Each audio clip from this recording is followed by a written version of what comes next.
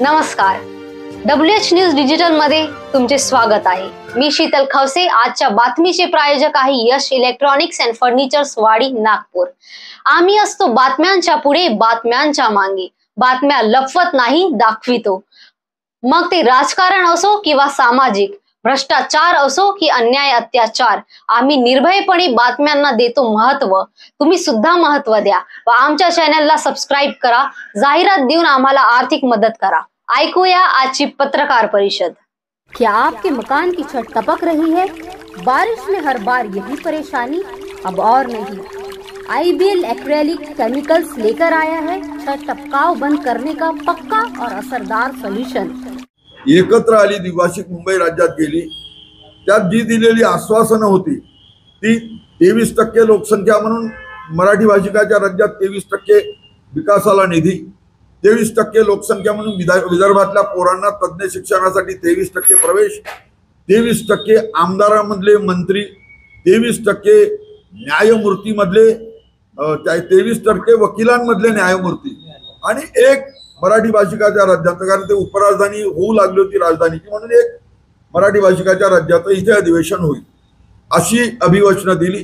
त्या आधारे आपल्याला माहित आहे 56 साली घटनेमध्ये दुरुस्ती झाली आणि घटनेला 371 कलम जोडलं आणि केंद्र सरकार विदर्भ, मराठवाडा, उर्वरित महाराष्ट्र तेव्हा द्विभाषिक राज्य होतं म्हणून सौराष्ट्र आणि कच्छ अशा मागास भागांसाठी वैधानिक विकास मंडळ निर्माण करेल आणि त्यात निधीचं अलॉकेशन, सुपरविजन आणि अंमलबजावणीची जबाबदारी महामहिम राज्यपाल, जे घटनात्मक राज्याचे प्रमुख म्हणून त्यांच्यावर राहील। घटना दुरुस्ती झाली। 1/11/56 आम्ही विदर्भातली जनता द्विभाषिक मुंबई राज्यात गेलो आणि 38 वर्ष केंद्र सरकारने वैधानिक विकास मंडळ निर्माण केली नाही। त्यामुळे आम्हाला हक्काचा जो निधी मिळायचा तो 23% मिळाला नाही। त्यामुळे आमचे 131 धरणं पूर्ण झाली नाही, 14 लाख हेक्टर जमीन पाण्याखाली आली नाही आणि मराठी भाषिकाचं राज्य झाल्यावर यांनी एक इंडस्ट्रियल कॉरिडॉर तयार केला। तो होता मुंबई, ठाणे, पुणे, नाशिक आणि नवी मुंबई। इंजिनियर झाला, पॉलिटिचा डिप्लोमा होल्डर झाला, कम्प्युटर सायन्सचा इंजिनियर झाला, टेक्नॉलॉजीचा इंजिनियर झाला, त्याला मिळणारी नोकरी या इंडस्ट्रियल कॉरिडॉर मध्येच आहे। त्यामुळे आपण पाहिलंय दरडोई उत्पन्न आपल्या भागातलं कमी आहे, त्या तुलनेत या इंडस्ट्रियल कॉरिडॉर मधल्या 3 जिल्ह्याचं मुंबई, ठाणे, पुणे, नाशिक पैकी मुंबई, पुणे, नाशिक याचं जास्त आहे आपल्याकडे। त्यामुळे आमच्या लोकांची किंवा विदर्भातल्या जनतेची क्रय शक्ती, वस्तू विकत घ्यायची शक्ती कमी आहे। त्यामुळे दरवर्षी 2000 ते 13,000 बालक कुपोषणाने मरतात। कुपोषण आमच्या वाट्याला आलं।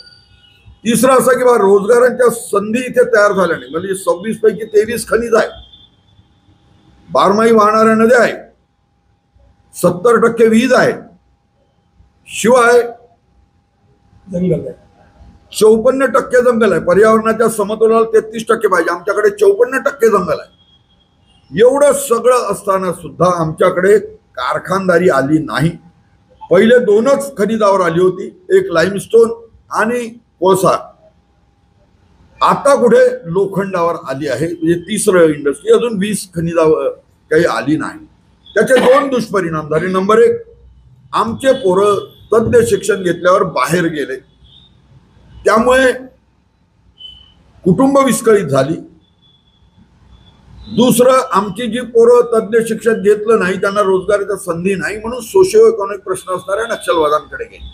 आपल्याला सगळ्यांना माहिती आहे महाराष्ट्रात 6 जिल्ह्यात नक्षलवादी चळवळ आहे, 38 तालुक्यात।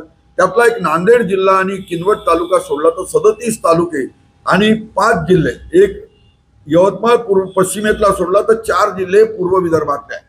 म्हणजे आमच्या वाट्याला आणि आतापर्यंत आपण पाहिलंय की जवळजवळ 1040 नागरिक एक तर पोलिसांच्या गोळीबारामुळे मेले किंवा नक्षलवाद्यांच्या गोळीबारामुळे। पोलीस मेले, नक्षलवादी मेले, मरणारे मारणारे आपलेच आणि कदाचित सिव्हिलियन मेले। म्हणजे या तऱ्हेने आपण पाहिलं आणि आज मितीला आमचा सिंचनाचा 60,000 कोटीचा आणि जो इतर सेक्टर आहे, पिण्याचं पाणी, रस्ते, आदिवासी विकास, समाज कल्याण, सार्वजनिक आरोग्य, ग्रामविकास, उद्योग, ऊर्जा, शिक्षण या सगळ्याचा 15,000 तेव्हाचा म्हणजे 75,000 कोटीचा अनुशेष आहे. आणि ही मागणी 120 वर्षापासूनची आहे की वेगळ्या विदर्भाची. आता आपण तपासून पाहू की आम्ही 69 वर्ष राहिल्यावर गाठ का भी खोया रामको भी न पाया तीर्थ का पुण्य मेरे हात न लगा अशी आमची अवस्था झाली. आज यामध्ये ज्या गोष्टी आम्हाला मिळायला पाहिजे त्या भेटू शकतात ते तपासून पाहू. राज्याचं महसुली उत्पन्न आहे 5,60,000 कोटी. राज्याला वर्षाला खर्चाला लागतात 6,06,000 कोटी. अर्थसंकल्प तुटीचा आहे 45,000 कोटी.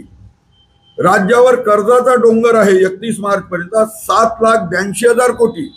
त्यावर द्यावं लागणारं व्याज आहे 56,727 कोटी. बजेट मंजूर झाल्यावर लाडक्या बहिणींना 2 इन्स्टॉलमेंट द्यायसाठी सरकारने 13,000 कोटीचं कर्ज घेतलं. 782 अधिक 13 795 आणि आता 30 सप्टेंबर पर्यंत 1,32,000 कोटीचं कर्ज राज्याचा कारभार करायला घ्यायला केंद्राला परवानगी मागितली आहे.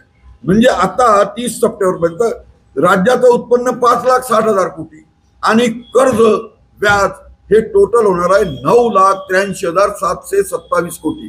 ब्रह्मदेवाला मुख्यमंत्री केलं. लोक सांगतात मुंबई तिकडे आहे तुमच्याकडे काय. मुंबई राजधानी असताना ही भिकेची अवस्था आहे. राज्याची अवस्था दिवाळखोरीकडे आहे आणि देशातलं नंबर 1चं कर्जबाजारी राज्य ही आपण नाकारू शकत नाही.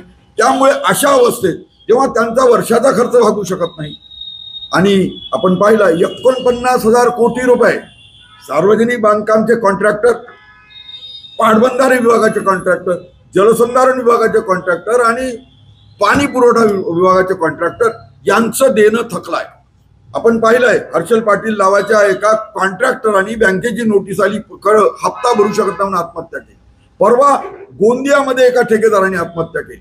दुसऱ्या बाजूला ज्या शाळा सरकारने 9 साली कायम बिना अनुदानीचा कायम शब्द काढला आणि 5 वर्षांनी 20%, 6 वर्षांनी 40, 7, 60, 8, 80, 9ला 100% अनुदान.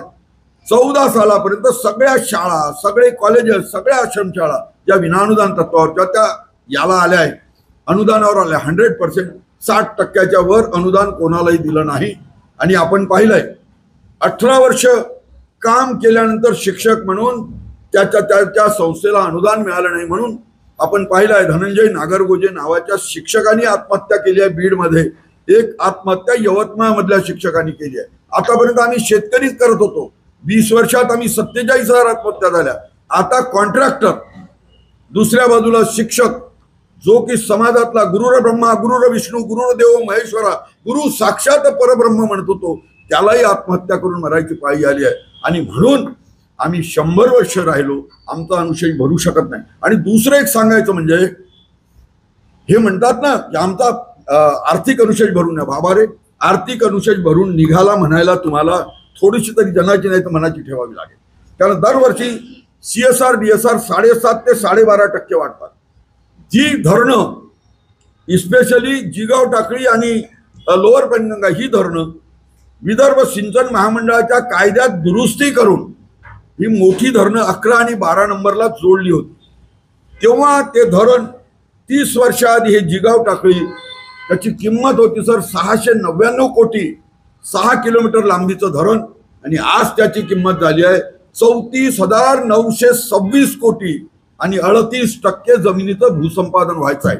ब्रह्मदेवाला मुख्यमंत्री केलं तरी हे राज्य सक्षम होऊ शकत नाही, शिलकीचं होऊ शकत नाही. आणि म्हणून विदर्भातल्या जनतेला विदर्भाचं स्वतंत्र राज्य हेच त्याचं उत्तर आहे. मी एक मुद्दा मांडतो आणि थांबतो.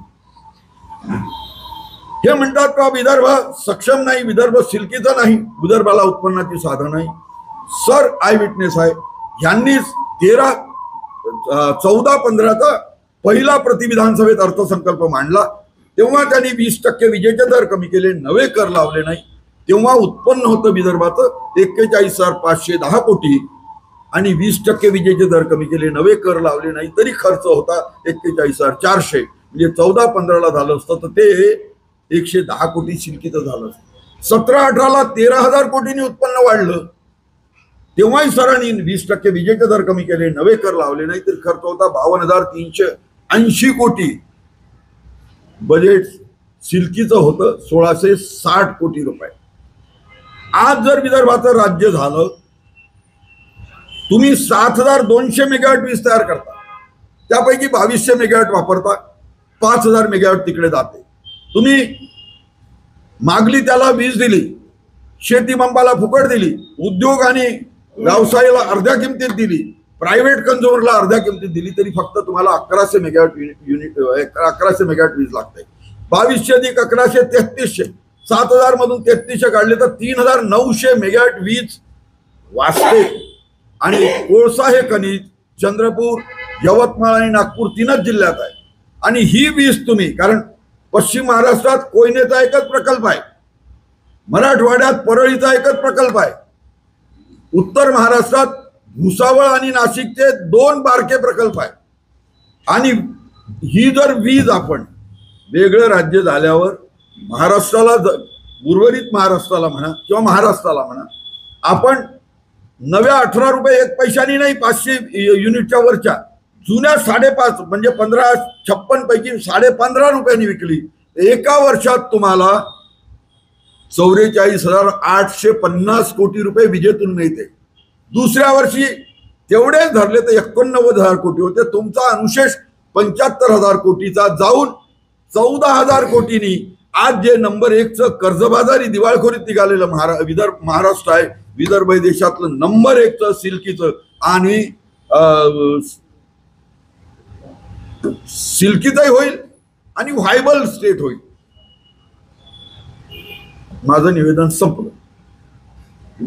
बातमी बघितल्याबद्दल तुमचे धन्यवाद. आज एवढंच. पुन्हा भेटूया नवीन बातमी सोबत. WH न्यूज सोबत राहा. चॅनलला लाईक करा, सबस्क्राईब करा, फेसबुक इंस्टाग्राम वर फॉलो करा, जाहिरात देऊन आर्थिक मदत करा. धन्यवाद.